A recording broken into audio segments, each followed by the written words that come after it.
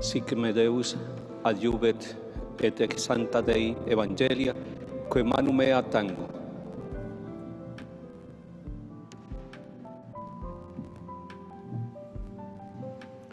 Et ego Gregorius Cardinalis Ris, spondeo voveo ac iuro, sic me Deus adjuvet et ex sancta Dei Evangelia, quae manu mea tango.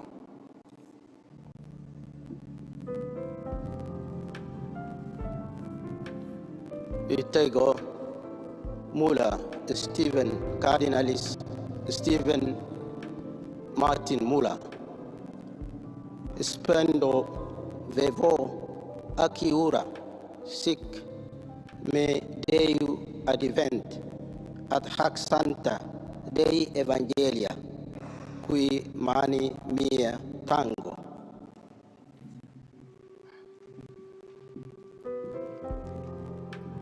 Et ego Joseph Cardinalis Covocano, spondeo boveo adiuro, sic me Deu adjuvet et ec sancta Dei Evangelia, quae manu mea tango.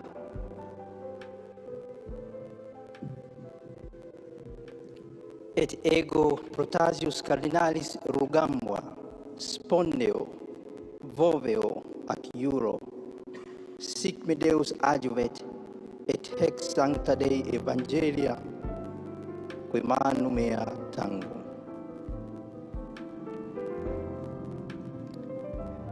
Et ego Sebastian Cardinalis Francis, spondeo voveo ac iuro, sic me Deus adjuvet et hec sancta Dei Evangelia, quae manu mea tango.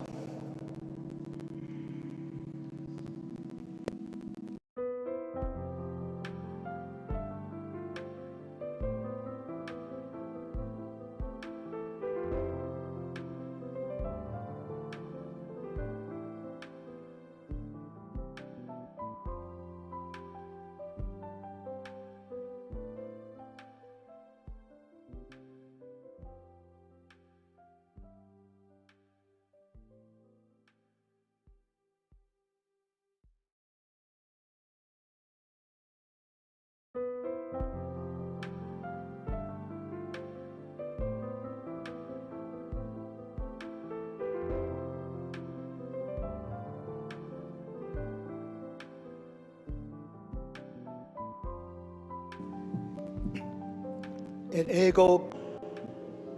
ego Carlos Cardinalis Castillo, spondeo boveo ac iuro, sic me Deus adjuvet et ex sancta Dei Evangelia, quae manu mea tango.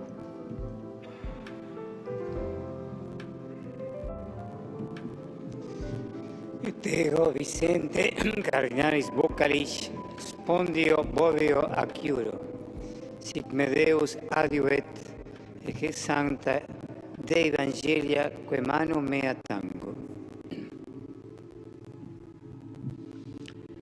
Et ego Luis Gerardo Cardinalis Cabrera, spondeo boveo ac iuro, sic me Deus adjuvet et ex sancta Dei Evangelia, quae manu mea tango.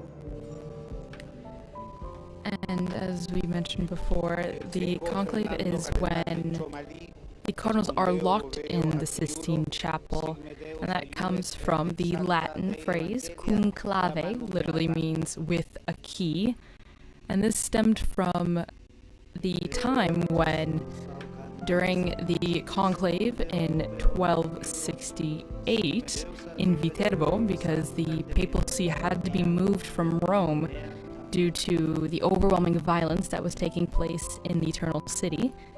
So the Papal See was moved to a small town, Viterbo, right outside of Rome, and it was the longest conclave in history, lasting just about 3 years. And to encourage the cardinals who had taken so long, the citizens of Viterbo had locked the cardinals into the palace of the popes in Viterbo and also kept them limited to bread and water to, again, encourage an election, a quicker election, but it still ended up taking until September of 1271, after about 3 years without a pontiff, and it was at that time that Pope Gregory X was elected. And it's from that time that we actually get the beginnings of the modern conclave process that we see today, which actually, the pontiff that was elected during that time, Gregory X, he published an apostolic constitution, Ubi Periculum, with more concrete rules on how the selection of a pope should be carried out. And that's the apostolic constitution that remains the basis of this modern day process that we are seeing the beginning of now, with these cardinals taking the oath of secrecy.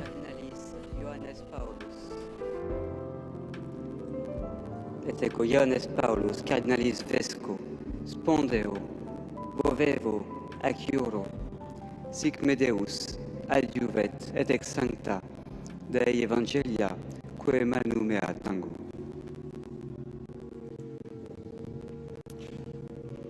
Et ego Dominicus Josephus Cardinalis Mathieu, Spondeo Voveo Acciuro, sic me Deus adjuvet et ex sancta Dei Evangelia, quae manu mea tango.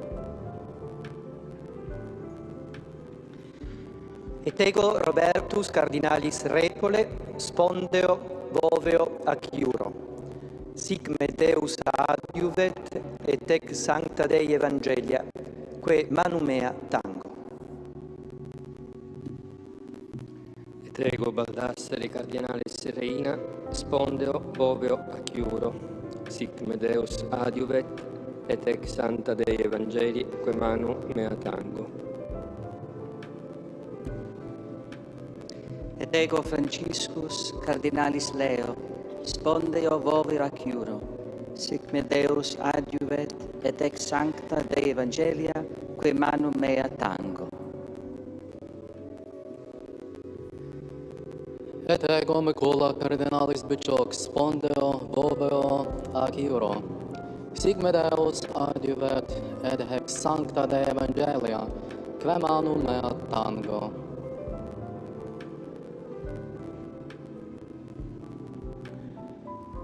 Et ego Dominicus Cardinalis Battaglia, Spondeo Voveo Acciuro, sic me Deus adjuvet et ex sancta Dei Evangelia, quae manu mea tango.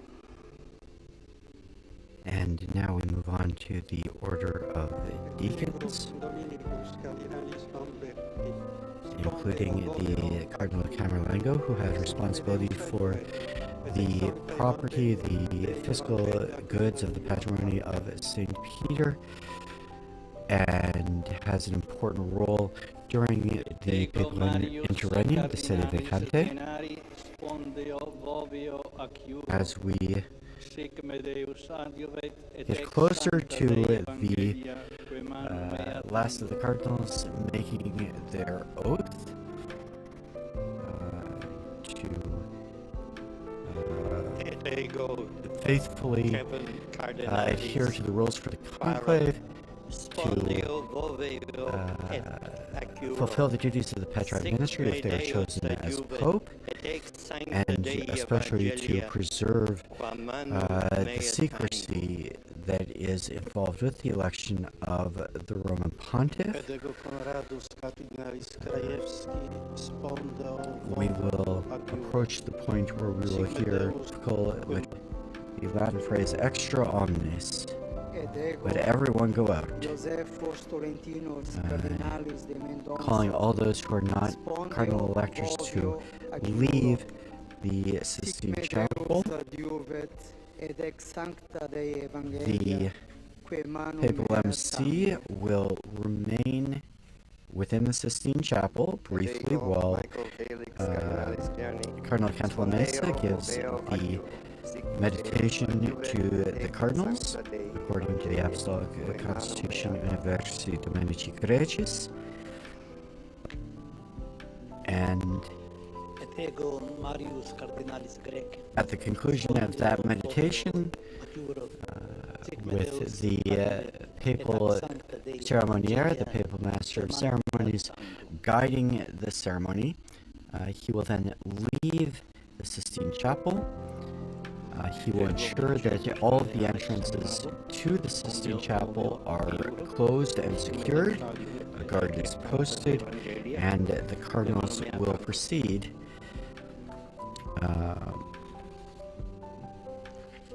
with the first ballad according to the ceremony. After the papal MC leaves the Sistine Chapel, the cardinal dean, or the person acting on his behalf, having consulted the electors, will immediately invite them to consider any business that they feel must be urgently addressed. And in the absence of any urgent business, or after that has been concluded, the cardinal electors will proceed to the first vote, again according to all the procedures laid out in the Apostolic Constitution Universi Dominici Gregis. And the ceremony indicates finally that the first session of the conclave may be fittingly and appropriately closed by invoking the help of the Virgin Mother of God, Mary Most Holy, with the very ancient and traditional Marian prayer, the hymn Sub Tuum Presidium. We fly to thy protection, O Holy Mother of God. Despise not our petitions in our necessities, but deliver us always from all dangers, O glorious and blessed Virgin.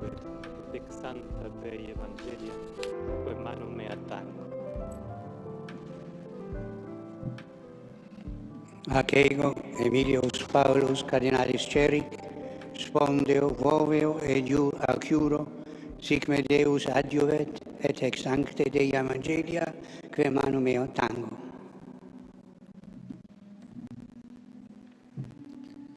Et ego, Christophorus Cardinalis, Pierre, spondeo, voveo, adjuro, sic me Deus adjuvet, et ex sancta Dei Evangelia, que manu mea tengo.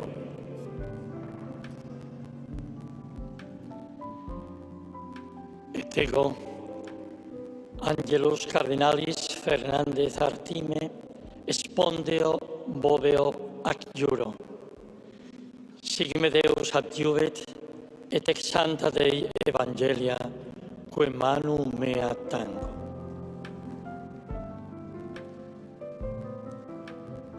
Et ego, Rolandus Cardinalis Magritskas, spondeo, voveo, ac juro.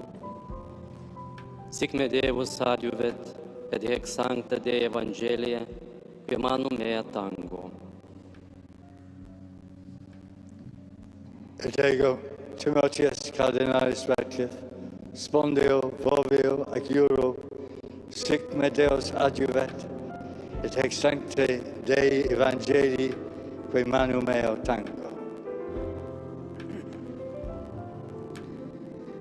Et ego, Fabius Cardinalis Baggio, spondeo, voveo, ac juro, sic me Deus adjuvet, et ec sancte Dei Evangelia, que manu mea tango. Et ego, Georgium Cardinalis Cuvacad, spondeo, voveo, ac juro, sic me Deus adjuvet, et ec sancta Dei Evangelia, que manu mea tango. And George Jacob Cardinal Kovacad, the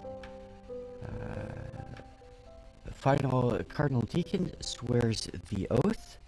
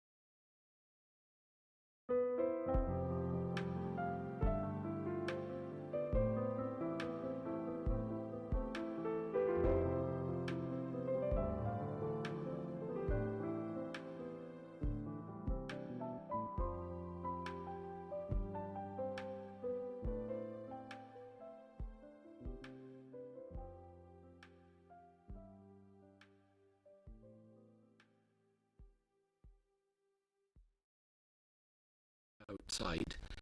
There used to be the guardian of the conclave, who would be Prince Chimney or somebody like that. With the Governor General of Vatican City, he had the obligation of seeing that outside was also closed and the inside was closed. That really appears unnecessary nowadays. I mean, those were marvellous formalities with a lot of history behind them. But I think that from that point of view, the Pope wanted to streamline the conclave. It's really extraordinary how in this media-conscious society, there's no way that the media can discover what's happening within the conclave. That hasn't changed at all. That hasn't changed at all, and probably it's better that it shouldn't change.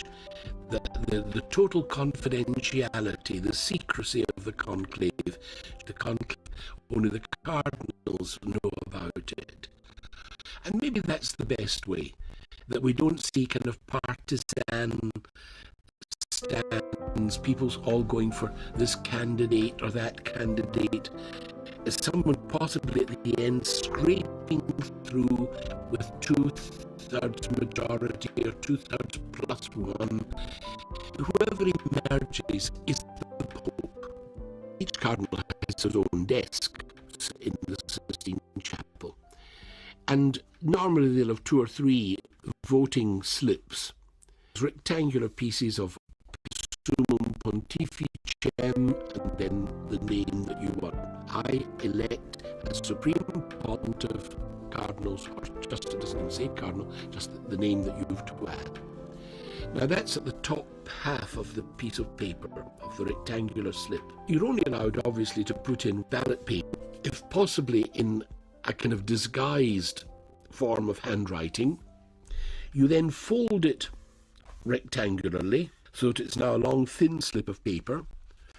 And having done this, having completed the compilation of the ballots, the cardinals then proceed to deposit them in a special urn. They come in line of precedence,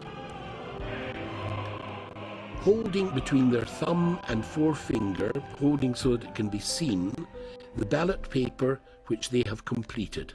Arriving at the chalice, they place the ballot paper on top of a paten and slip it that way. They don't put their hand into the urn, into the chalice. They slip this from the paten into the chalice, saying at the same time that they swear before God that this is the person whom they wish to elect as Pope.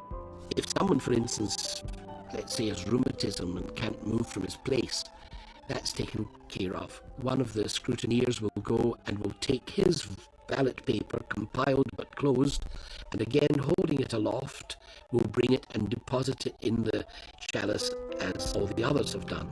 If somebody or others are so sick that they can't leave their own quarters in the Domus Sancti Marte, provision is made also for that. That's where the 3 infirmarians come into service.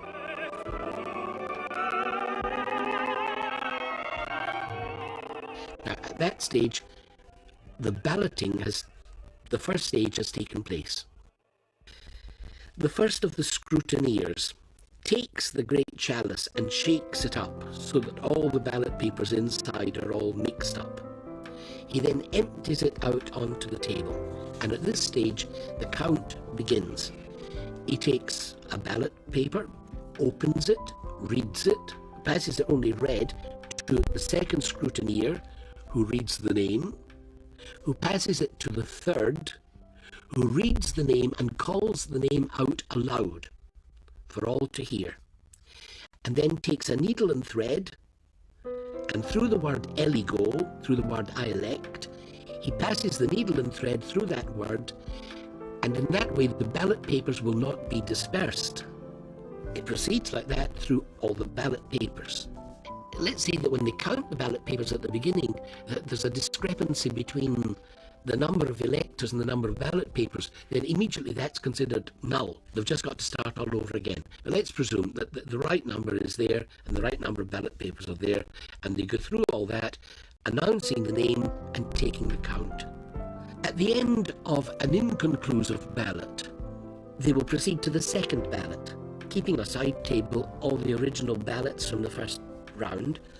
They'll go through the second ballot, and the same procedure, look at it, read it, announce it aloud, and thread it onto the other papers. And at the end of that, if it has still been an inconclusive ballot, they take all of these ballot papers, take them to the stove, push in some other material. It used to be straw or something like that. I think they use chemicals now, though, that will produce dense black smoke. The important thing is that if it's only the papers that are being burned, then the smoke is white. Now, that only occurs when there has been a conclusive ballot. When going through the whole thing, they've realised the ballot papers tally with the electors. They have now got a candidate who has achieved 2/3 majority. This is also checked by the tellers, by the revisers. They make sure that there's been no mistake made. And at that stage, all right, we're back to the stage where the dean asks the consent of the elected candidate. And we never know anything about what happened in this conclave. No, strictly speaking, not. The reason being that the Camerlengo is supposed to collect, first of all, any other papers, any other notes the cardinals may have taken. They're supposed to hand them over, and they also are burned. Now, obviously, the scrutineers, they take a very careful note, a very careful record of how the voting has gone. It's not that we lose all record, but those records are then put into a special envelope and put in a very specially assigned archive, not open to consultation. What happens then? You've now got a candidate who's been canonically elected. The Cardinal Dean asks him, do you accept your canonical election? And if he accepts it, the Dean asks him, by what name do you wish to be called? What name, pontifical name, do you wish to assume? And the newly elected Pope announces the name that he would like, to be called by. And from that very moment, he is the Bishop of Rome. He is the Pope. He's the head of the College of Bishops.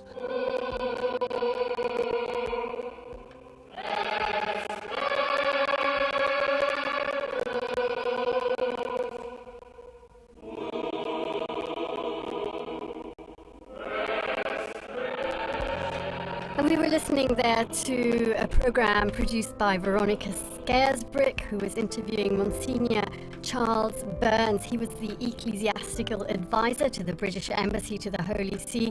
He also served as a canon of St. Peter's Basilica, and he continues to be active in Rome, although he's retired from his role in the Vatican archives after 35 years. And here with us in studio this evening, we have Dr. Donald Prudlow, my friend from very way back. Dr. Prudlow is the Bourne Professor of Catholic Studies at the University of Tulsa in Oklahoma in the United States. Dr. Prudlow, thanks for joining us this afternoon.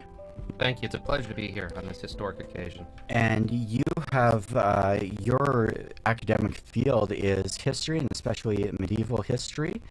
And maybe tell us, the popes haven't always been elected through this very elaborate process of the conclave. Maybe you could say a few words to start us off with the original process for choosing the Bishop of Rome. It's a very old institution. We're electing the 267th successor of St. Peter. And for the first millennium, the election was largely done by the clergy of Rome, and in very early days by an accession of the people of Rome together. But as time went on, two problems arose around the year 1000.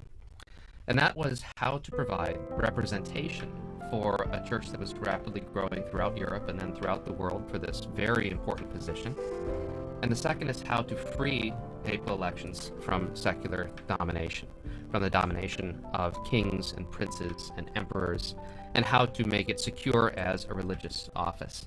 And that's where we saw the rise of the position of cardinal, which is not a biblical position, it's an ecclesiastical position, and it developed out of the clergy of Rome and still has a connection to the clergy of Rome. Absolutely. It's critical that the cardinals can trace their lines back to the early, particularly the parishes of Rome, the deaconries of Rome, And that allows them, so when we saw last Sunday all of the cardinals going out to their titular parishes where they are pastors of and saying Mass there and meeting the people in those parishes, technically they are the pastor of that.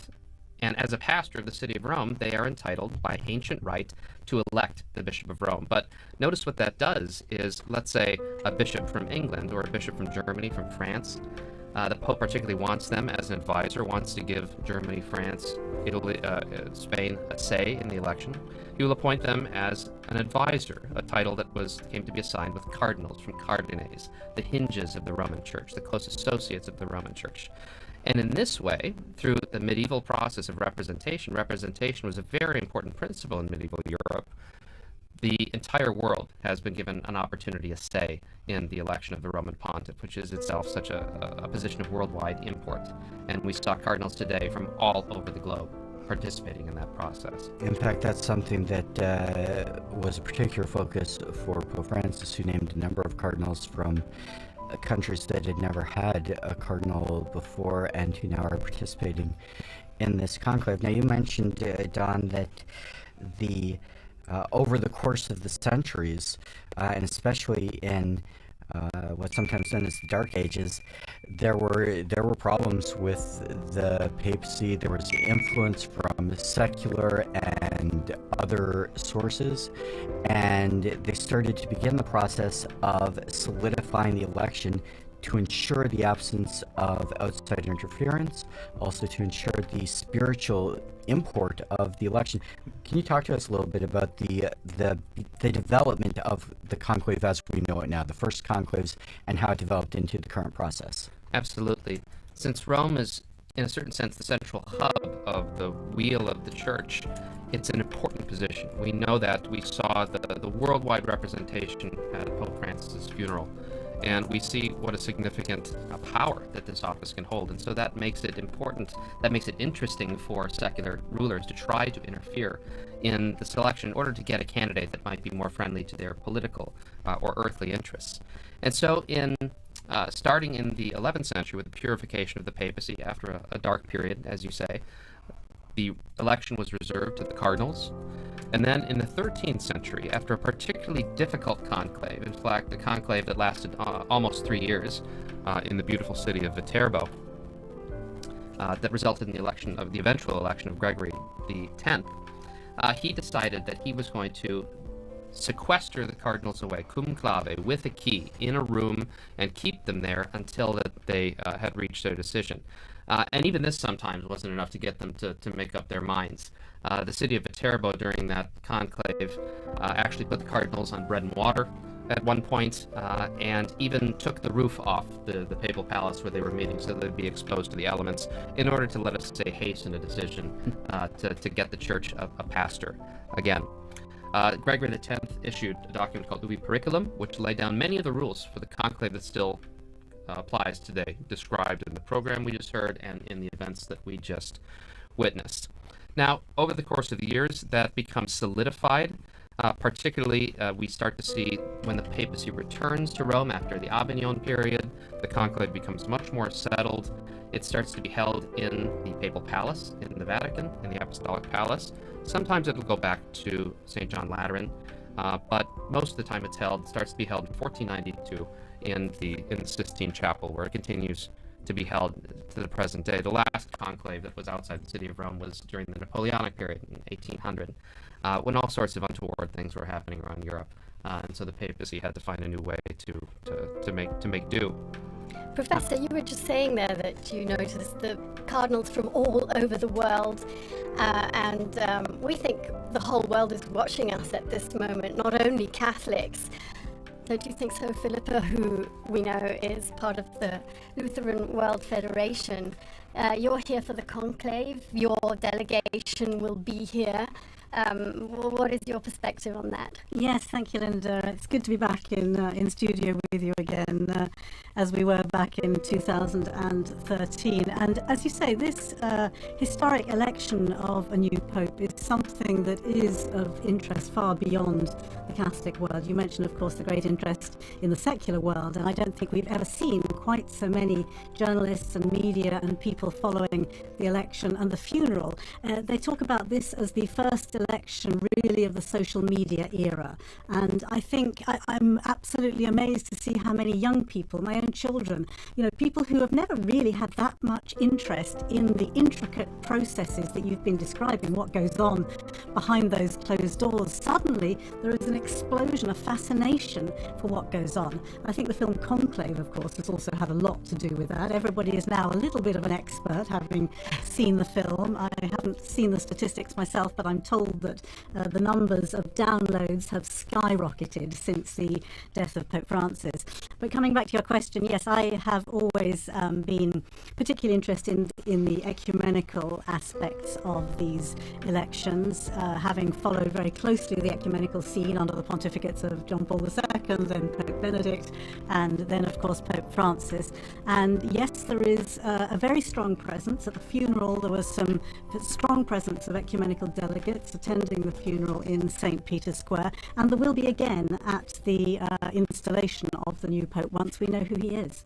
Right now we're watching images of the square, and we've just been seeing a lot of media out there with their cameras, and I think we have Devon on the line now. He is in the square. We go to him if the blockers are not working right now. Devon? Hi Linda, how are you? There you are, great. I'm here. Yes, it's really wonderful here. As you can see on the screen, the sun is going down behind St. Peter's Basilica, and the square is really filling up. It's not completely full yet, there's still space, if anybody's curious, but it's filling up, and there's kind of, you get a sense of a calm curiosity. There's not a big excitement, it's really calm. Everybody is just waiting to see what's going to happen here in a little bit. We know that Romans traditionally flock to the square once they see the white smoke.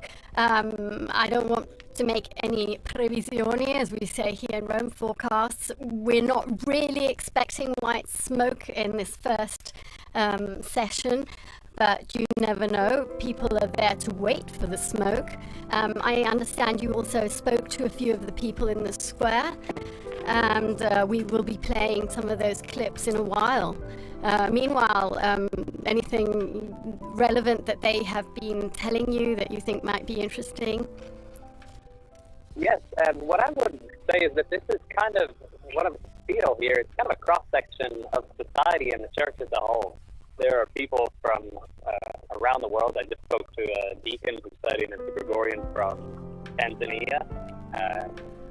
There was a couple of young ladies who live here in Italy, that they live in southern Italy. They come up for the conclave, make sure that their trains coincided with their visit to Rome and with the conclave. And so there are other people. You can see a myriad of colors, of flags are out here, people wearing everything under the sun. It's a beautiful day out here. It rained earlier this morning. Everyone kind of worried it was going to rain, but it's a beautiful afternoon, and the sky is really cleared up, and you feel that tension, that excitement of curiosity and hope. And so what people were saying was that their hopes for the future of the church are that we continue united, and that we go together, and it leads us in this new direction. Thank you very much, Devon, for bringing us live a bit of excitement from the square. We continue to watch the images, the Roman seagull sitting next to the famous chimney right there. Back to Philippa and to Professor Prudlow here in studio. We have so much to talk about. Perhaps Philippa, looking a little bit at what Pope Francis's legacy has brought us as regards the Church's ecumenical path forward. What are you looking towards what you hope the next Pope may be able to build on that legacy? As you say, there is, or as we were saying earlier, there is a lot of expectation from other Christian churches and other Christian leaders, looking back with immense gratitude to the legacy of Pope Francis. If I can just remember back to the Conclave in 2013 and to his election, that announcement, which took a lot of people by surprise. Bergoglio wasn't one of the top names that people were expecting, but I can never forget that moment that he stepped out onto the balcony describing himself as the Bishop of Rome, and the effect that that had on some of the ecumenical guests, some of the other leaders who were listening to his words, and hearing a new openness that in fact continued to be the path that he followed throughout the 12 years of his pontificate. You know, this was a man who talked about how his door was always open, and that included not just to Catholics but to everybody, people of all different churches and of course different faiths and no faith at all.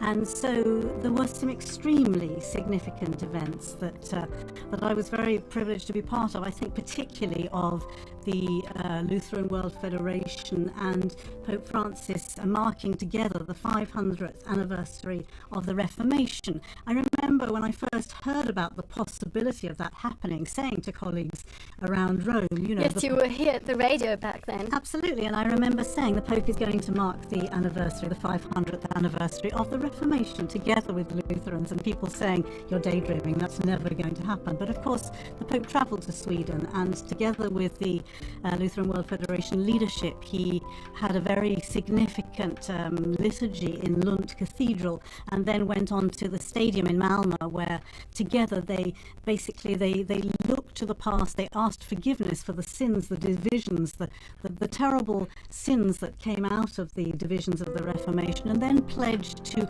overcome that by working together into the future. And I think that was one of the very significant events that I was privileged to be part of, and of course, as you say, now continuing to work in that vein with the Lutheran World Federation.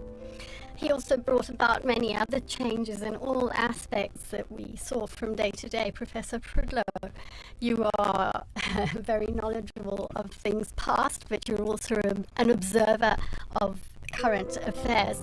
What would you say some of the most interesting to the general public changes have been as regards liturgy, as regards ceremony, and all these things that we are witnessing right now? Well, I really agree with what Philippa said about this being very much on social media and very much open to the world, and so people seeing some of these very ancient things for the first time and being quite impressed by them and wanting to know more because in previous times these conclaves would happen so far away from people's minds before the age of news telegraphs and things like that. You might be informed a year or so later that you had a new pope and you had to change the name in the liturgy. So this is a great opportunity for outreach for the Catholic Church, for sure. One thing that's changed in the last 150 years is conclaves have gotten so much shorter. Conclaves used to be 50, 60, 70, 100. There was the one conclave that was 181 days, and it was recently into the 18th century. And I think that's come about as a result of increased communication. Cardinals are able to know each other more. We know more about what's going on in the world more immediately. And so those have come down as well. And I think cardinals today are sensitive to the idea that perhaps a long conclave might not be very adaptable for the modern media, that would lead to all sorts of problems. So a lot of things get worked out. But you have elections.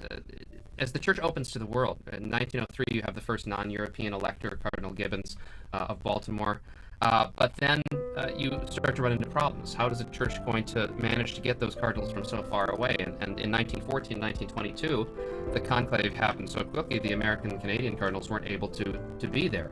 And so that's when they added the 15-day rule.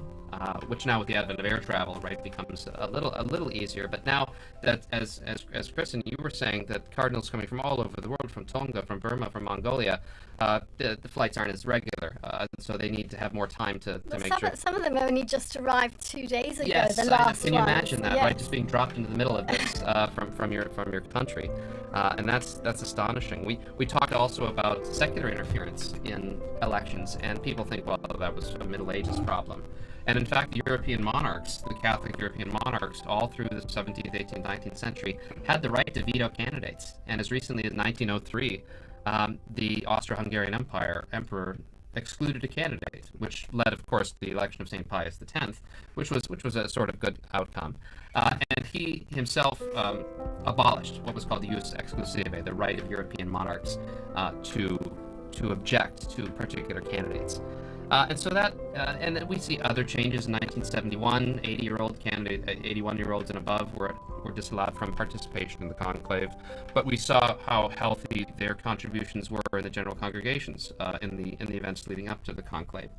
So there have been a lot of times in church history where the conclave and the cardinalate is one of those adaptations that the church has made through history in order to meet these challenging demands that have come up over these 2,000 years. And I think, too, talking about the changes in the conclave, we've seen how a change originally to accommodate cardinals who are coming from far away, this long period between the death of the Pope and the entrance into the conclave, has changed in its purpose. 100 years ago, that was to make sure someone could jump on a boat and get from South America or even Australia now and make it to Rome in time for the conclave.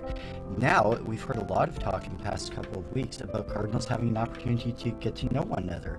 Even though they can see one another in the papers, in the media, they can talk to one another on the phone, but to have the real experience of being here in Rome, in person, and I think that's something that Pope Francis would have said too, speaking about the importance of relationships and getting to know someone personally. And so that is a change that originally had one purpose in the church and has subsequently had a new purpose. Even something like excluding interference, what that looked like 500 years ago when, Henry VIII was King of England, and what that looks like now when you have dictatorships, you have governments that are run on X or TikTok, and the purpose of excluding people from the conclave started with one end in mind, and the church has adapted that, and it still serves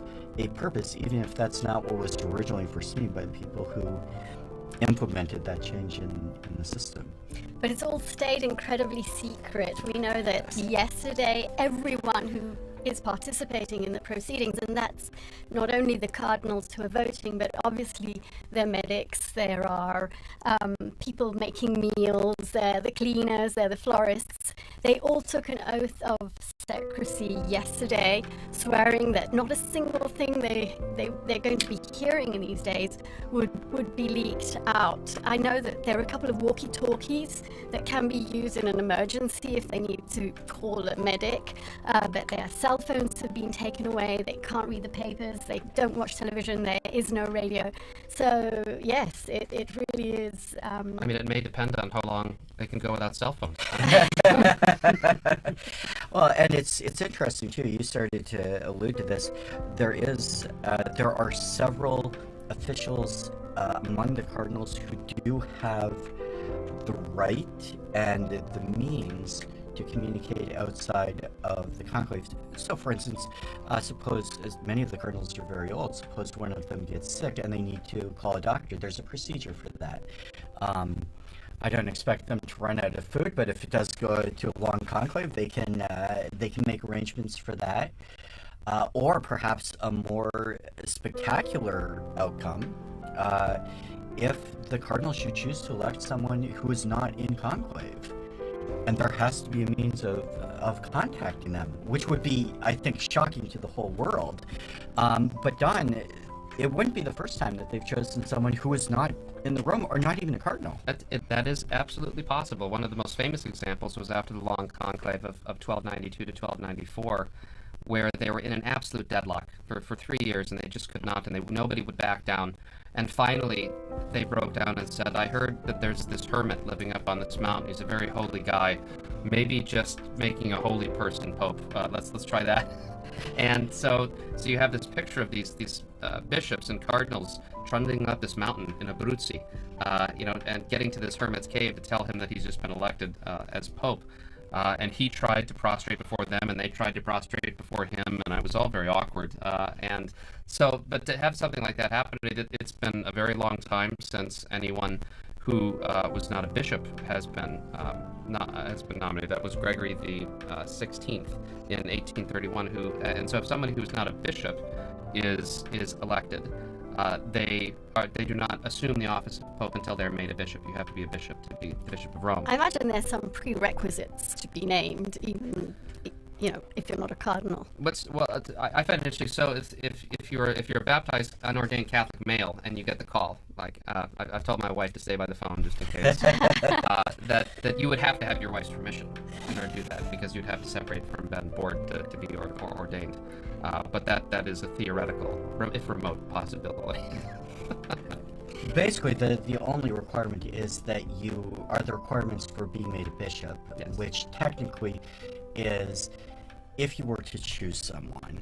And Don, maybe you can correct me if I'm wrong, but there are stories of people who've been elected even before they've been baptized, and they went through the process of baptism, ordination, consecration to the bishopric. I think some of those are maybe not certain. Well, we know for sure St. Ambrose of Milan, who was the Roman civil administrator, who was so skillful at getting various parties of Christians to get to talk to one another. Even though he himself was a pagan. He himself was a pagan, and both sides, the Arians and the Catholics, shouted out Ambrose Bishop, and they carried him into the cathedral. He was baptized. He went through the 7 grades of ordination, and on the 8th day, he was made the Bishop of Milan. And so there are examples. Something like that is what would have to happen in an unusual case like that. But Don, you mentioned the very holy hermit who was elected to the papacy. He did not last very long, and eventually, how did he tell us about how his papacy ended? Peter Celestine, who later became Saint Celestine, was an exceptionally holy man, but what his tenure demonstrates is that holiness does not necessarily confer administrative skill. And so it's possible for someone to be quite a holy person and be a worldly failure, particularly in positions of leadership. And so nature needs to build on grace, to pick someone, for the cardinals to pick someone who does have this kind of ability to have this world-changing position. It's such a position of responsibility that there are certain skills that are necessary, and to that must be added the grace of God in order to govern the church. But that's so he resigned after 6 months, and we talked a lot about that in 2013. You'll recall when Pope Benedict resigned, as being one of the last instances where a pope left the office. But he still remained a saint, and the church went in a different direction after him. And in fact, Benedict the 16th, which people saw after the fact as maybe a sign, went to visit the tomb of the relics of Pope Saint Celestine V. Philippa, you were here with us, and I'm sure you remember the day that the Pope Benedict announced his resignation.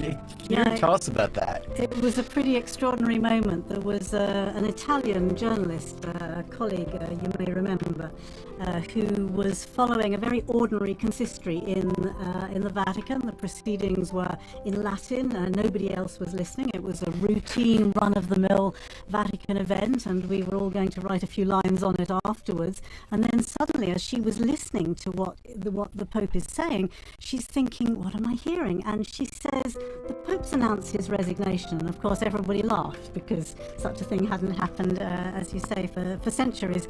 But of course, she was right. And the news spread like wildfire. I remember I was in the office here when one of the Italian colleagues came in and announced the Pope had resigned, and just a look of shock and not quite knowing what to do next, actually. And then we began, of course, going back through. The first reaction was, well, let's start looking back through the things that he's been saying. I remember I was asked to look at some of the first things that he'd said in the days after his election, and it was fascinating to look back on, I think it was the first or the second day, when he was talking about not being up to the challenge in a certain sense, but with God's will he would do what he could do to take on this extraordinarily difficult role. I think it's difficult for us now to perhaps remember back to just how deep a crisis the Church was facing during those final years of the Benedict papacy. You know, there was the financial crisis, there was the sex abuse crisis, which was at its peak perhaps at that time. There were the so-called Vati leaks. It was really a time of extreme difficulty on so very many fronts. And again, looking back to those first speeches that Pope Benedict made, he was really very aware. He talked about it, in fact, if you remember, in the meetings ahead of that conclave, he talked about the need to clear up the filth that was inside the Church. And he was probably more than anybody else aware of just what a daunting task that would be. And at his age, in his not young state, the energy that was needed to take on a task like that. And so it was fascinating to look back and to realize and to ask actually just when this decision of his to resign would have been made. I happen to know that the former Archbishop, or at least there's two former Archbishop of Canterbury's now, but Rowan Williams, who was the Archbishop of Canterbury, the Anglican leader at that time, had a conversation with Benedict a year before the resignation was announced, and the two of them, Rowan Williams was looking forward to his own stepping down and being able to have more time to do the things that he wanted to do, to study and to read and to write and so on. And he told me that he and Benedict had been able to discuss that, and clearly Benedict had been maturing this decision for a very long time. So it was, yes, an extraordinary surprise for us, requiring unprecedented ways of working, but for Benedict, I think it had been a decision that he'd been maturing for some time, of course. And you talk about the crises that faced the Church in 2013 and those last couple of years of Benedict's reign that really came to a head at that time and had an impact on the papacy of Pope Francis. He spoke very forcefully about the plague or the scourge of abuse. He dealt with his own not his own scandals, but the scandals of finances that we've seen in the past few years. We've had very public trials, even of cardinals, harking back perhaps to the past. But maybe you could talk about your thoughts, if we could ask our guests, about some of the attempts that Pope Francis has made to continue the efforts to reform the Church. I'll open the mic to either one of you. I mean, I would say I think the whole process of synodality is something which, I mean, this really to me is Francis's legacy, and it has implications on the ecumenical and the interfaith work that I'm so very interested in, but it has enormous implications throughout the Catholic world as well. The process of trying to open up the Church, to make it more participatory, to make it something that people can join in sort of contributing to what should be the direction that the Church is taking, to let people's voices be heard. And this opening up, of course, is shaking up all the traditional sort of institutional practices that we're used to. And in a sense, I think this is probably where his main focus was. But as you rightly say, at the same time, he's dealing with all the internal affairs of the church, the problems with the financial situation, which remains extremely challenging. The sexual abuse crisis, I would say, is improved, significantly improved over the past decade. You know, so many churches have in place their safeguarding measures. The Vatican itself has made steps ahead with the safeguarding, with the commission that's working on that. But of course, challenges remain, and this is something which I've no doubt the Cardinals have been discussing over these past days in their general congregations, and trying to focus on what are the key problems and what kind of person has the right skills to deal with these challenges at this particular moment in time. And Don, a lot of talk in the past year has been about synodality in the last 2 years. Asking for the voice of the faithful. You're a practicing Catholic in the United States. What's your perspective on the challenges that have arisen from these really scandalous problems that have affected the church at large? Right, the public witness of the church has been very much affected. The ability for bishops and priests to speak with moral credibility has been weakened, and that's something that's going to take a long time to build. It's going to need not only a personal witness of holiness, but also institutions and procedures that are going to be effective in safeguarding. And it's going to take, particularly people listening to victims as well. I think this will give us the Pope who will guide the church according to the sign of the time, who will guide the people of God in the holiness as a good pastor of the church. And what would you wish for the new Pope? For myself, I don't have any wish. My role is to pray. For me, for anyone, because any cardinal who entered in the conclave, they have possibility to electing to be a pope. So wherever I come from, Africa, Asia, America, what we need the holy pope. Well, we don't need the pope from according to the color, according to the region, according to anywhere. But what we need the whole pope. We need the pope which will guide the church and will be the pastor of the church. That was so nice. We don't need the color, we don't need the region, we need the whole Pope. He put that beautifully. Let's listen to some pilgrims, ordinary pilgrims that were in the square today. Could I get your name, please? Sure. Susan Duenas. So what are you doing in Rome?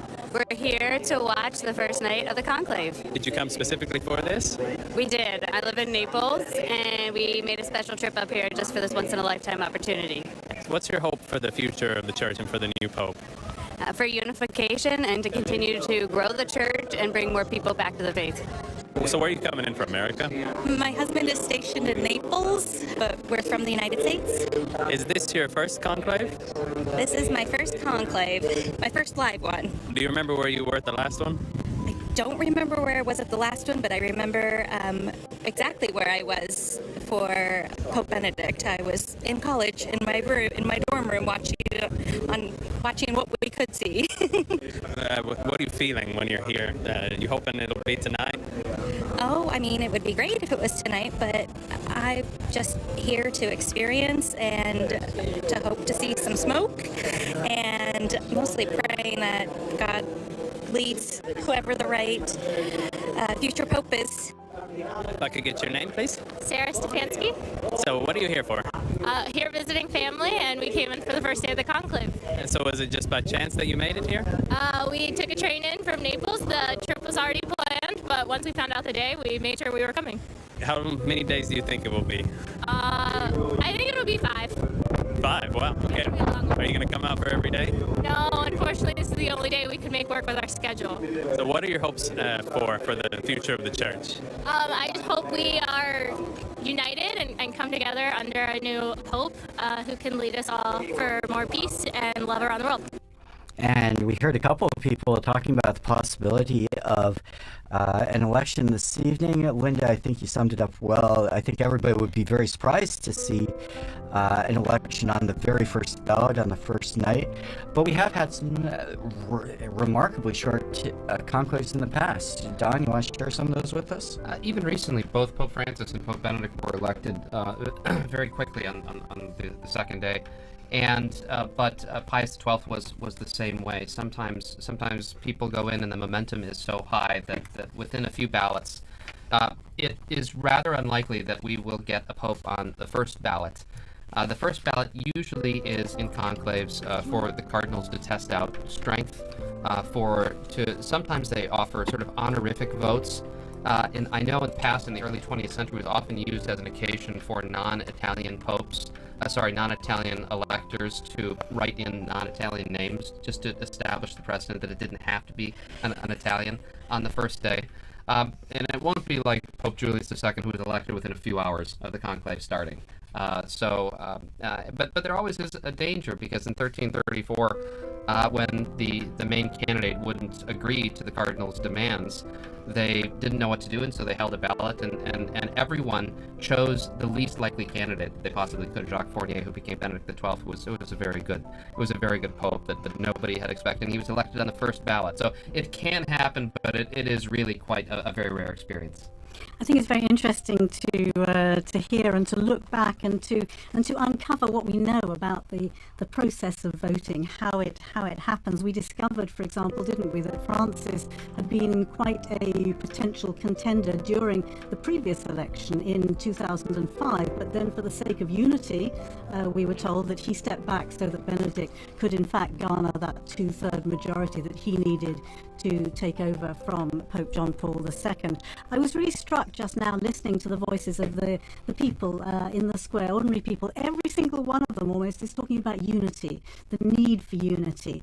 And I think this question of how long the conclave goes on for is seen very much as an important signal regarding the unity of the Church, because the longer it goes on for, clearly the cardinals are unable to decide on the kind of man they want to lead the Church, and therefore I think there's a certain pressure mounting day by day, or vote by vote even, to try and show, in a particularly polarized world that we're living in at the moment, where people are so deeply divided, to have a real show of unity on the part of the Church leaders. I think that's going to be weighing most heavily on a lot of those cardinals' minds at the moment. And Philippa, you have a strong focus on ecumenism, and as a member of the Church of England, you've done a lot of work with the question of Christian unity. The Pope, from the Catholic point of view, is of course the center of unity, and that's been the focus of a lot of ecumenical discussions. How does that play out in the overarching Christian world, as the Pope intended to be a center of unity, but also a focus of contention with the relationships between Catholic and non-Catholic communities? Well, I mentioned earlier the moment that Pope Francis came out onto the balcony describing himself as the Bishop of Rome, and what a strong signal that was to other Christian leaders about his role, not trying to describe himself as Supreme Pontiff or use some of these other titles that can be quite alienating, but describe himself as the primus inter pares, in a sense, the first among equals of the bishops, and therefore this title Bishop of Rome was very significant, together with the other kind of signals that he gave early on in his pontificate. And yes, of course, the question of the papacy is a crucial, it's the crux of the matter in many of these ecumenical dialogues. The Orthodox dialogues are discussing the role of the Pope in the first millennium and in the second millennium, and it's also, very much the discussion that's going on in the other the churches of the Reformation. The dialogues there are also discussing the role of the Pope, and that's why I think Francis's legacy is so significant, because he made very important overtures about the way that he could work together with other Christian leaders. But of course we can't forget the encyclical Ut Unum Sint from Pope John Paul II back in, I think it was 1995, when he actually asked other Christian leaders to come forward with ideas, to make proposals as to how the role of the papacy could be acceptable to other churches, to other Christian communions. And this is still very much a work that's ongoing. It sort of fell a little bit by the wayside during the previous decade or two, but it's very much front and center again. And I think there's a lot of, I think we're going to see over the coming months, again, some responses to that. The Council, or the Dicastery as it now is for Christian Unity, has gathered together some of these responses, and we've seen publication of a a book bringing together a lot of these responses. So it's very much at the heart, as you say, of the conversations and at the heart of the dialogues with other Christian churches. So very important to see what direction the new ties this as an important issue, because of course the division of the churches is one of the biggest scandals of the Christian world. It's so much easier for when people see unity, when people see united churches, to be able to believe and to be able to make a commitment to that.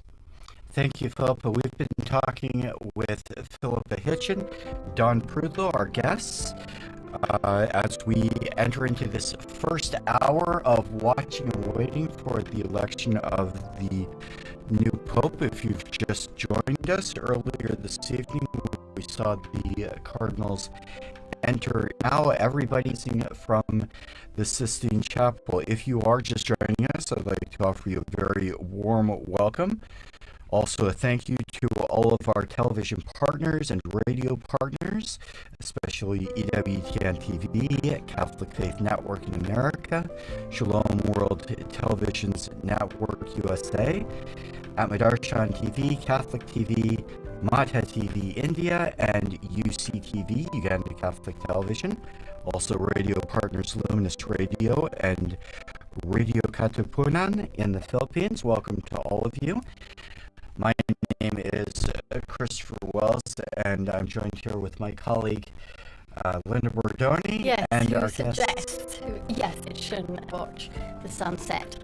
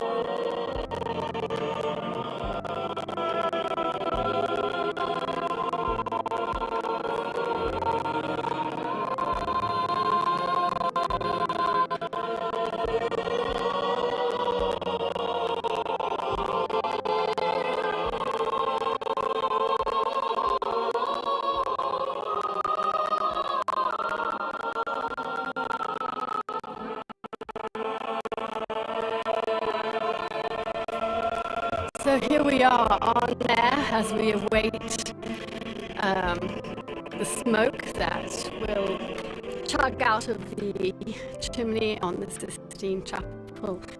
We all remember, or more than remember, we're not that old, but we do. We have all 58 when John the 23rd was elected. The Cardinals convened on, I think it was the 26th of October, and immediately white smoke was seen to appear on our floors, only to discuss this wasn't as they thought it should be, and it soon turned black. And unfortunately, that happened this next day as well, exactly the same thing. And finally, on the third day, he was actually elected on the 28th of October after 2 false alarms. It really was white smoke. I think the people were probably a bit wary at that time, but yes, the smoke is incredibly magnetizing, isn't it? As we memories of a former colleague here at Vatican Radio doing some coverage for the election. I believe it was for John Paul II, and I remember him talking about the dirty grey smoke, a Scotsman talking about the dirty grey smoke, and he wasn't quite sure whether it was white or whether it was black. And quite often at the beginning, I mean, I do remember the previous 2 that I have covered, I remember that it is a little bit difficult at the beginning to say nomenses, hasn't there? Maybe somebody else knows a bit more about They did begin to use the chemicals for both the white and the black. Absolutely, yeah. But you're right about the evocative power of the smoke. This has become sort of a symbol, and now the webcam, people will put webcams on at home, and I saw that we have some real enthusiasts, because 12 hours before I saw there was a Chimney webcam before they'd even gone into Conclave with 11,000 visitors, 11,000 watching currently. So people are really transfixed by this, but it was a good addition, I think, I think it was 2013 with Benedict, because of the confusion about this, that when there's white smoke, the bells of St. Peter's will peal out as well, so that will be a confirmatory. And it's also an issue in winter conclaves, right? Because it's night, and so those bells were a good addition.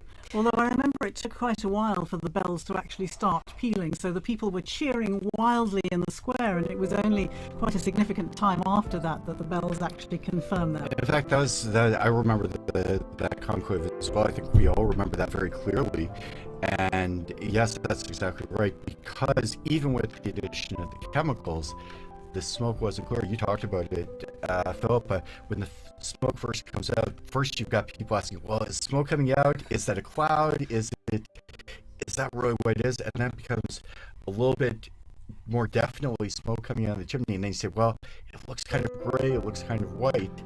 And they had told us here in the studio that they were going to ring the bells as soon as the smoke came out. And I think for the first election in decades, we had smoke that was pretty clearly white, but then the bells didn't ring the way they were supposed to for a long while. And this happens, right? I mean, you remember when Benedict was elected and Cardinal Medina came out, and he had to wait for about 15, 20 seconds, and it was very awkward. But so we saw the beautiful, magnificent liturgical choreography today.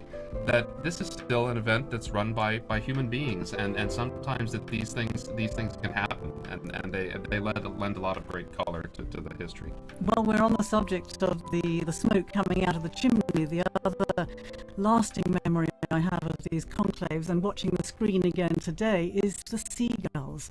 The seagulls who seem to be magnetically drawn to that chimney.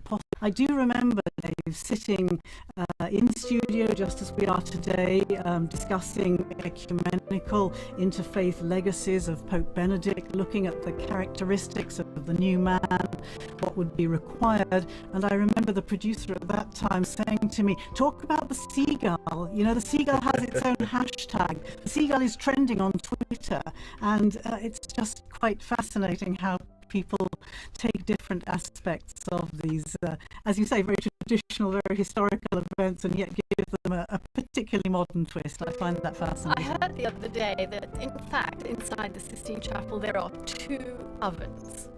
And that's because in the one oven, they burn the ballots. In the other oven, they actually put the chemicals you were talking about, Professor Prudlow, which are the ones that will produce the right colour smoke. We hope. Yeah. There was one when they were still testing the chemicals in 2005 before the conclave, and they just the air, it just turned black. I mean, the entire sky above the Vatican was just black with smoke because they had put in way too much of the chemical at that time. But I think it's interesting again how we've seen a lot of pictures recently, as you say, these two ovens in the Sistine Chapel before. You know, this veil of secrecy that on the one hand was so fascinating to people outside the confines of the Vatican, but on the other hand, people are equally fascinated now they can see the process. We saw the workmen going in with the scaffolding and putting up the chimney and putting the ovens into place, and I think that's there's a beautiful video on Vatican News that shows the room of tears. Receive his vestments and cry. Some time for prayer and crying and his responsibilities. Before after he has accepted the what would we call it, the proclamation, because the cardinals ask the Pope whether he accepts or not, and so he can say no. He can say no, right? Anyway, please go and look at our video because it shows that room of tears. It shows the three different to fit whoever is elected. It shows have a range of sizes for the But interestingly, Linda, you were telling me that the traditional papal tailors that has been producing these vestments for so many decades, apparently there's been a change. Yes, there has been a change. So we all knew Gamarelli. I think we all bought socks at Gamarelli, the Cardinal socks. This year it's Mancinelli, who apparently makes a bit of a more a lighter textile, better for transpiration, more comfortable. So yes. In fact, we talked about all of the people inside the Vatican who help with the conclave. One of the people that's there is a tailor on hand. They have a small, medium, and large cassock, but they have someone right there so that when he puts it on, they can make adjustments. So it's not overflowing, it's not too tight. They've got some room to breathe, so to speak. In the legend about John the 23rd, who was a portly Italian, famously from peasant stocks, that when he put on the extra large, open up the back of it and kind of tie it together like a hospital gown, obviously with his regular clothes underneath. But that's some of the stories that we hear from. Yeah, I noticed that hanging in the room of tears is the little red cape, which Pope Francis did not wear. He chose not to wear. He chose not to wear. Yeah. Why did he choose not to wear that red cape? It was a gesture of he meant it as a gesture of humility, in the sense that he wanted to be seen as Francis, as Bishop of Rome, in a simplicity. But I don't think that there should be any judgment if the new Pope chooses to wear it. I mean, it's the proper garment for that moment. There's nothing hieratic. It's just a particular garment for the papacy. And but it should remind us of the hundreds of people that work to put this together behind the scenes, all the Vaticanisti, all the people that work that they're so hard to make these things come off, the infirmarians, the people that prepare the food, the people that prepared the conclave, the choir, the masters of ceremonies. It's really it's a big production. It's an amazing production, and it's an irregular production, right? I mean, I think of in England, right, trying to practice a coronation after over 6 decades, and think about it, people one thing to reduce a book to actual practice.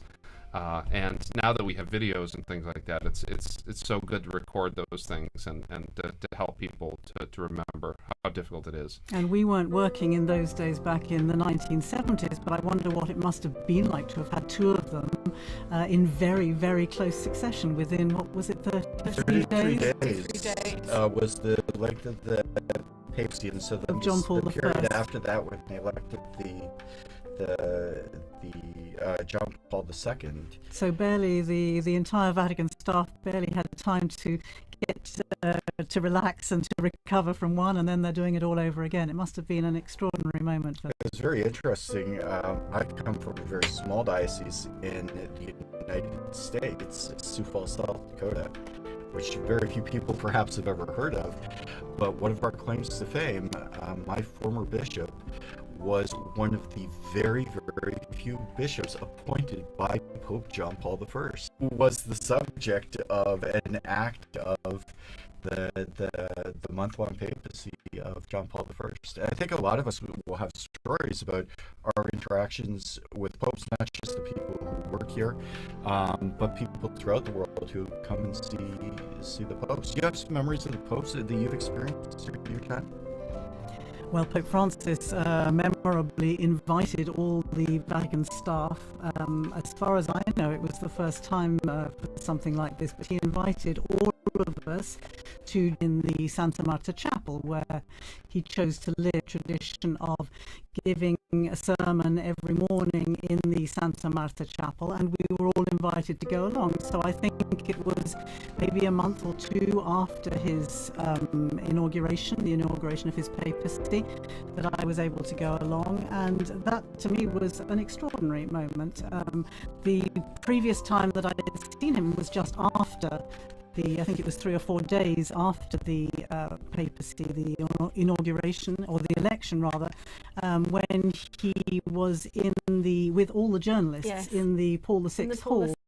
You were there too, weren't you? And he announced why he had chosen the name Francis. He wanted to be to honour the name of Francis as a man of peace, a man of poverty, and a man of protection of creation. And these were, of course, 3 themes that he would develop so strongly throughout his pontificate, and that was again an extraordinary moment. It was extraordinary also that he called the journalists to thank them for the work they had done during such a... We didn't realize how moving that gratitude would be.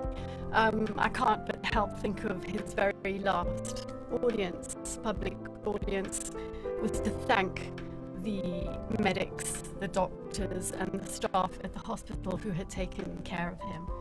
The other thing I remember about that audience with the journalists at the beginning was the way that he said, I'm going to bless you, but I'm going to do it in silence because many of you are non-believers or not share of the Catholic faith. And so there was immediately this great sense of openness and a great sense of respect for people who didn't necessarily belong to the... So very encouraging to people who'd somehow been feeling a little bit excluded or hadn't been given the same kind of welcome in the past. Martha was my opportunity to mention to him my interest in ecumenism and how I was at that time the warden of All Saints Church, Anglican Church here in Rome.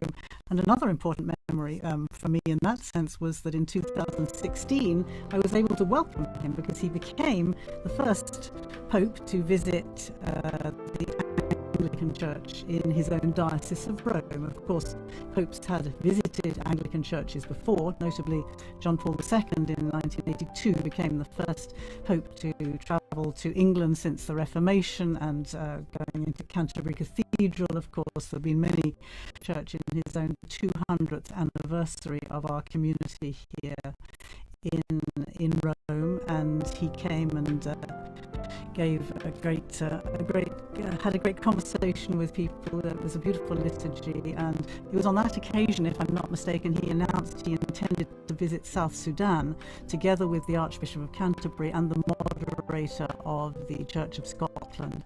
That hadn't been. There was a bit of an uproar because it hadn't been officially announced by the Vatican, but he announced he intended to go anyway, which was typical of the Francis style, wasn't it? Absolutely.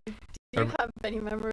Well, yes, it's funny that all 4 of us were at that journalist audience. That was enjoyable. But he joked that day too. Remember when he joked about his papal name, about how whether I may have gone with Adrian the Seventh, That's right. right. As the great Clement, the Pope that suppressed the Jesuits, and so that got everybody that loosened up, and I thought that was a really charming way. But I do also remember a moment with Pope Benedict. It was a strange one. We were in Valle d'Aosta after we'd been in Rome for a while, so we were away from Rome and things, and we were driving through town, and it was there's traffic. I was like, this is like Roman traffic. I mean, why is there so much traffic up in this little corner of Italy? And I turned my head, and right next to me was Pope Benedict. He'd just been taken to the hospital after he'd broken his arm when he was on vacation there. And so he was right next to me and my family in the car, like going the other way on the street. Stop. Did you wave? We waved, yes. So we're looking at the screen here. We're looking at the square, getting close to what could be a time for smoke. What do you think? Well, we're expecting the vote to take place shortly after the Cardinals went into Conclave, the first vote this evening. But as a lot of people have noted, it's pretty well known, this is the largest group of Cardinals. The broadcast of the entrance, it takes a little while for 133 mostly elderly Cardinals to get up to cast their vote, for the votes to be counted. We heard Monsignor Burns' very excellent elaboration of that process. So we're not sure how long it takes, and I think that's a challenge for all of us, but also for the people coming in the square. If you were watching at the beginning of the broadcast, the square was not empty, but there weren't a whole lot of people there, and they've been filtering in. It's really filled up. It's really filled up. I think we all remember previous conclaves when the white smoke comes out, everybody in Rome is going to be coming to St. Peter's Square. But just to talk a little bit about the process this evening, we are expecting a vote perhaps around 7:30 in about 10 minutes, but there's no precise timing. So it could be any time, and we will have people watching for that first wisp of smoke.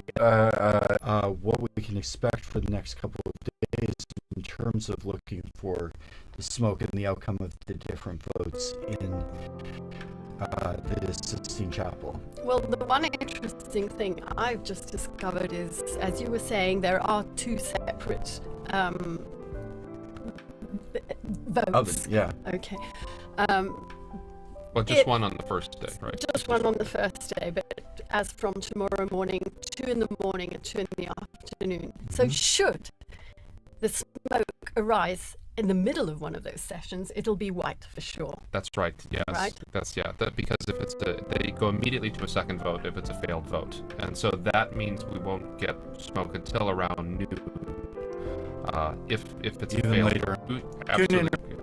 I heard an interesting little detail. You were talking about people rushing from around Rome. When people hear the news, they tend to gather in the square to see who the new pope will be. I read a lovely detail from the English college, the Venerable English College, where the seminarians from the UK train to become priests, and there was obviously a question about were they allowed to run out of their classes if they heard news of course all of them will have their cell phones, I imagine, so they'll get news almost within seconds of it happening. And apparently there has been a ruling from the college that seminarians are allowed to get up in the middle of classes and to go and congregate in the square to acclaim the new pope if and when it happens during the day. I remember I was a student at the Angelicum during the election of Pope Benedict in 2005, and that same question came up. Of course, John Paul had been pope for almost 27 years, so a conclave was a new thing,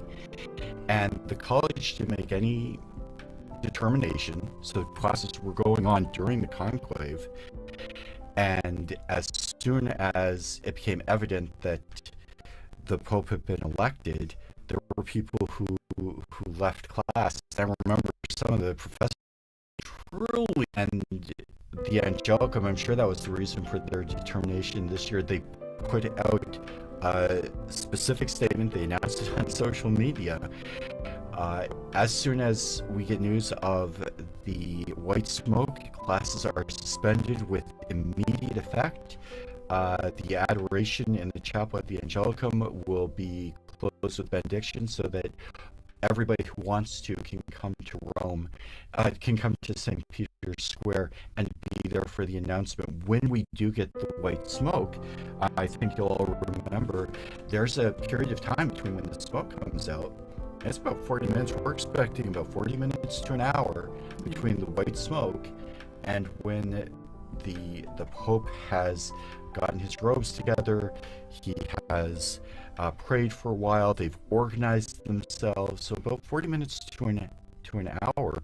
In the last conclave, which of course was absolutely historic because we still had Pope Benedict alive, that was delayed even further because Pope Francis wanted the first one to hear the news to be Pope Emeritus, as he eventually decided on the title, the Pope Emeritus, to be the first to receive the news. So they had to the TV set watching the chimney, as we all are now, and it's the Cardinals. They want you to be the first to know. So there's a little delay. We were talking earlier, there are 2 votes in the morning, 2 in the afternoon, and the expectation is there's a possibility of maybe as early as 10:30 or 11, but certainly a smoke, a burning of the ballots at around 1 o'clock for the morning ballots, and then in the afternoon, possibly as early as 5 or 5:30, and certainly a burning of the ballots around, tomorrow we're looking at perhaps as early as 7:30 for the second one. So if you go to our Vatican News website, you can see kind of a program that will give you an idea of when you can tune in and get the latest news from the Meanwhile, conclave. I'm seeing there are 30,000 people in the square at the moment. 30,000. And that will increase until the smoke comes out. Yeah. But also, we haven't had an election on the third ballot. We haven't had an election on the second ballot. We have had an election on a third ballot now since 1939. And so both Francis and Benedict, I think, were elected on the fourth ballot. So that would mean even. Benedict on the 4th and Francis on the 5th. Although there was a little confusion, which came out subsequently, and as we heard from the oath, the popes can conclave. That's entirely up to the new pope's discretion. And there was apparently an extra blank ballot added to the vote, so that when they counted all the ballots, they had to immediately redo the vote because they wanted to make absolutely certain that there can be no question about the valid election of the Pope. We know historically that there have been some contested elections. Occasionally, yes, as being a very important position, there's sometimes been 2 or even 3 claimants to the papacy. We haven't had that in about 600 years. But the last pope before Benedict to resign, Gregory XII, was one of the 3 popes who they all were either deposed or resigned in order to have the election of Martin V, who restored the papacy to Rome, began a renaissance here in the city, where we get so many of these beautiful buildings, so many of these beautiful traditions. So we've all been reading hard about what happens after the Pope steps out onto that balcony of blessings. I think it's called the announce the Habemus Papam. Unless the proto-deacon is elected, and then we'll know even quicker. Then we'll know even quicker. And he will give the formula in Latin. He will read the new Pope's name in Latin. Right. And then afterwards, the pontiff will step out, if I'm not mistaken. And that's what he has his first opportunity to introduce himself to the world. Philip, again, you were here. You made the announcement, as I recall, in studio of Pope Francis. But tell us your experience of that night when quite late in the evening, which we may be going on to here today as well. But it was a similar sort of time. I seem to remember my other former colleague Susie Hodges was in studio, and as we were watching, the smoke started coming out of the chimney, and yes, it was. You could hear the crowd going wild below. It really is. It's quite an extraordinary moment, I think. It's one thing to be here in the studio. It's another to be down in the square, I think, because I was in the square. You were there, weren't you? You were reporting. You were doing what Devon has been doing for us today, reporting from the square, despite all the difficulties of getting a signal. I don't think the blockers were as powerful in 2000. I don't think the blockers were as powerful in 2013 because I can't imagine they have to keep up with such technology today. I mean, we're talking about the sweeping of the Sistine Chapel and also the Santa Marta. I would assume they have to sweep that as well. But the Cardinals have to turn in all of their cell phones, check your phone at the door, and so they have to. There's also a bit of a natural blockage that happens, especially after the white smoke, when you go from maybe 10,000, 20,000, 30,000 to suddenly a 250,000 people, 300,000 people, not just in St. Peter's Square, up the Via della Conciliazione, the road leading to St. Peter's, and everybody has their cell phone on, and so when you are trying to get out there and you're there and you're trying to send the video of you with the selfie with the new Pope, you might have trouble getting a hold of your friends and family back in England, back in the United States. That was most noticeable even during the recent funeral for Pope Francis. When you have those numbers, again, I think the figures were 400,000 officially, weren't they? Between those gathered in the square and those who were along Via della Conciliazione and down on the route towards St. Mary Major for the burial when Francis was laid in his final resting place. And again, the difficulty of getting any kind of signal to be able to send messages even was quite challenging. So yes, it is a problem, and people are gathering, and of course everybody now has a phone on them, and everybody. That was another thing I remember, because it was getting dark during the. I remember waiting who he was, but you weren't close the only to one. me was a group of Argentinians, pilgrims. And immediately I realized he must be Argentinian because they went wild. And so I think I was online, I don't remember. I think I said, I think he's an Argentinian. And the details that you ever wanted to know, or the basic information about the cardinals, all the cardinal electors, who they are, where they come from, how old they are, who created them cardinals, what their main features, if you like, of